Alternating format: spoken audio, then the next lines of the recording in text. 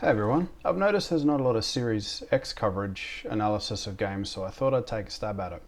Today I'm going to have a look at Crimson Desert. It's a very divisive game. Yes, it's definitely trying to be Assassin's Zelda Wild Fighter. Gameplay systems aside, it's vibing me of the old Ultima games. If anyone remembers what the Ultima games are, go have some ibuprofen and gently stretch. It's a breadcrumb story with go do good deeds to progress the story and level up, and you can go anywhere and you can do anything and we'll punish you for it, which a lot of people love. A lot of people bounce right off of it because it's not like much that's out at the moment, and that's fair enough. There's plenty of good games to play. You don't have to play this one. I wanted to have a talk about the different graphics modes and the fact that people have just been repeating the specific specs that Pearl Abyss have put out there. And we're having a look at performance mode at the minute, and it's supposed to be 1080p, 60 frames a second.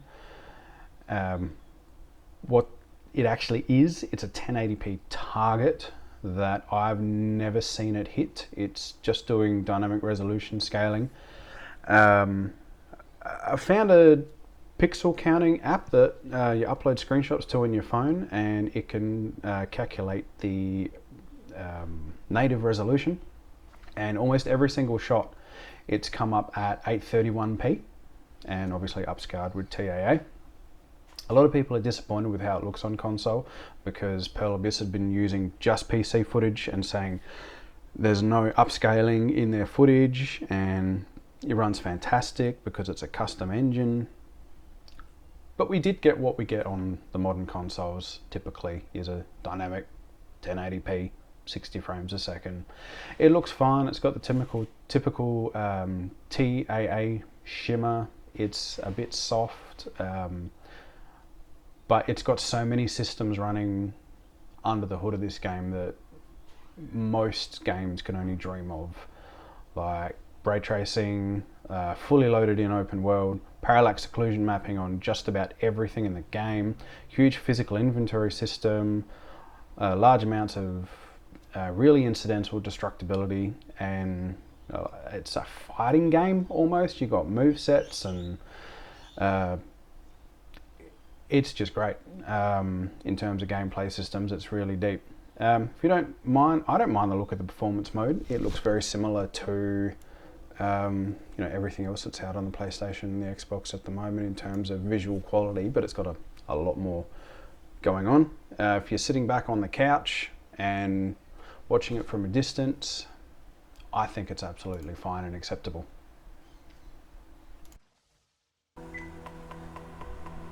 Having a bit of a look at balance mode now. See, everything's just a little bit sharper.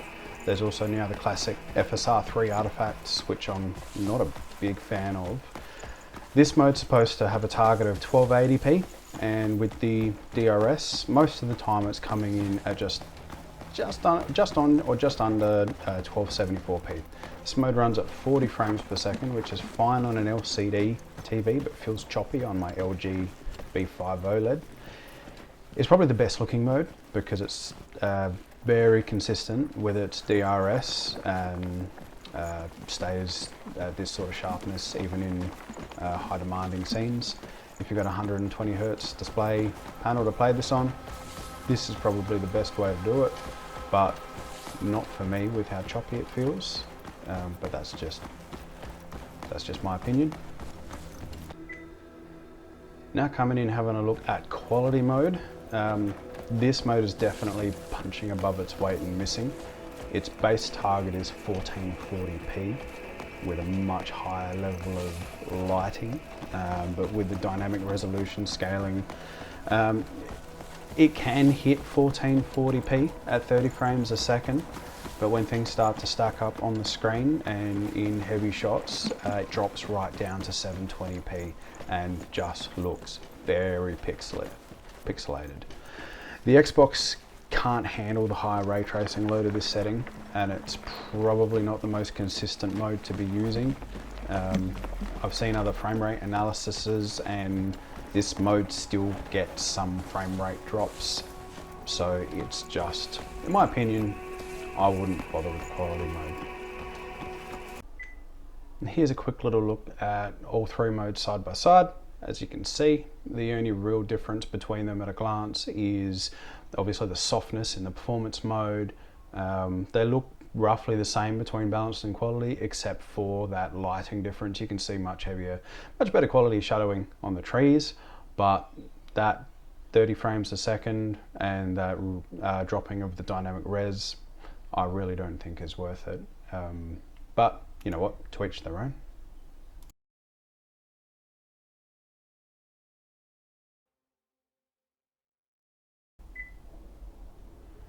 So I think for myself, I'll be sticking with performance mode on my Xbox playthrough, the 60 frames a second, just the smoothest mode. Turn up the sharpening bit on the TV. It looks fine. At the time of recording this, the PlayStation 5 version just got an update to its performance mode, so they can toggle FSR 3 on now in performance mode. Probably look a lot sharper than the TAA, but you'll get the FSR 3 pixelated look. It'd be good if we had the choice on Xbox. Plus, on Xbox, we have INT8 or INT8 processors, which is what the machine learning upscaling runs on the PSSR. The Xbox Series X could be running FSR 4.0, and we could be having much better pictures on the Xbox, and we wouldn't need a new system to update to get access to the same type of upscaling that the PSSR gets. PSSR can probably do more aggressive and better quality, but the Xbox can definitely do better than FSR 3. That's my opinion, but I'd like to see that happen in the future. That's all I'll be covering today.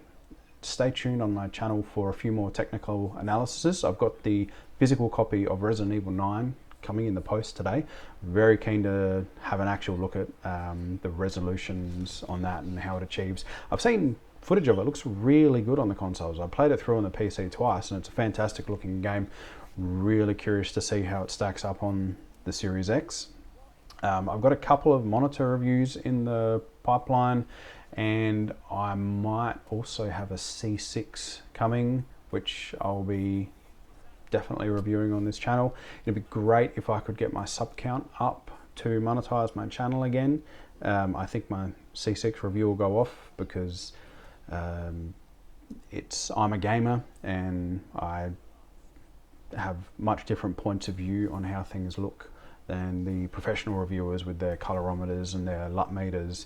I can give you real world use with new games. All right, thanks a lot, and I'll catch you in the next video. Thank you.